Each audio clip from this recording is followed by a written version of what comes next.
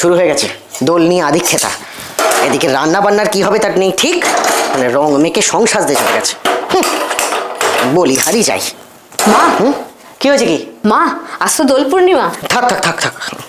যতই চুলোচুলি করি, দিন শেষে আপনি তো আমার বন্ধু, একটু গালে দিই। লাল রং? আলমারি থেকে লাল শাড়িগুলো সরিয়ে ফেলো, সিঁদুরের কৌটোটা জলে দিয়ে দাও, শাঁখাপলা ভেঙে জলে দিয়ে দাও, আলতার শিশিটাও ফেলে দাও। আজ থেকে কোনো লাল রং যেন ওর কাছে না থাকে।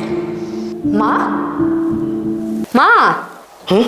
হ্যাঁ? কি ভাবছেন? গালে দেবে অন্য রং দাও, যতই হোক বিধবা তো, লাল রংটা আমাদের জন্য নয়। আপনাকে কে বলে দিল বৈধব্যের রং সাদা? বৈধব্য না হোক, বয়সের তো একটা রং আছে। মানে? বয়স হয়েছে রে মা, আমার জীবনের সমস্ত অভিজ্ঞতা, সমস্ত রং মিলেমিশে সাদা হয়ে গেছে, রামধনুর মতো। কিন্তু জীবন সংগ্রামের রং তো আর বদলে যায়নি, সে রং তো লাল। জীবনে বেঁচে থাকাটাই তো একটা সংগ্রাম, তাই নয় কি? তা ঠিক, ওইটুকু লালই তো বেঁচে আছে। তোমাদের বাবার প্রিয় রং ছিল লাল, জানো তো। সে চলে যাবার পর মানুষ চলে গেলেই কি সংগ্রাম মরে যায়, নাকি সংগ্রাম বিধবা সধবা মেনে হয়? বাবা কি আপনার প্রতিদিনের লড়াইয়ে বেঁচে নেই? হ্যাঁ তা আছে, এখনো জীবন্ত টাটকা। আর সেটাকেই আপনি সাদা দিয়ে মুড়ে দিতে চাইছেন। কি যে করেন না আপনি।